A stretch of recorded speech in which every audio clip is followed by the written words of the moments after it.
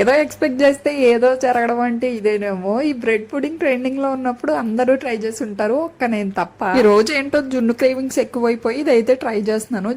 జున్ను టేస్ట్ వస్తుందని చెప్పి చాలా మంది దగ్గర విన్నాను అనమాట. సో అందుకని ట్రై చేస్తున్నాను. ప్రాసెస్ ఏంటో మీ అందరికి తెలిసే ఉంటది, కానీ నా తృప్తి కోసం ఒకసారి వినేయండి. ఏం లేదో మిక్సీ జార్ తీసుకొని ఒక 4 బ్రెడ్లు వేసేసుకొని ఒక 2 గుడ్లు చెదగొట్టేసుకొని అందులోనే కొంచెం షుగర్ యాడ్ చేసేసుకొని మిక్సీ పట్టి పక్కన పెట్టుకోవాలి. ఇప్పుడు క్యారమిల్ కోసం ఒక పాన్ పెట్టుకొని అందులో షుగర్ యాడ్ చేసుకొని ఇలా క్యారమెల్ ప్రిపేర్ చేసుకోవాలి. ఈ క్యారమెల్ ఇంకొక బౌల్ లోకి ట్రాన్స్ఫర్ చేసుకొని ఇప్పుడు గ్రైండ్ చేసి పెట్టుకున్న దాన్ని ఇందులో వేసేసుకోవడం. ఒక 20 మినిట్స్ లో ఫ్లేమ్ లో స్టీమ్ చేశారంటే మన బ్రెడ్ పుడింగ్ అయితే రెడీ అయిపోయినట్టు.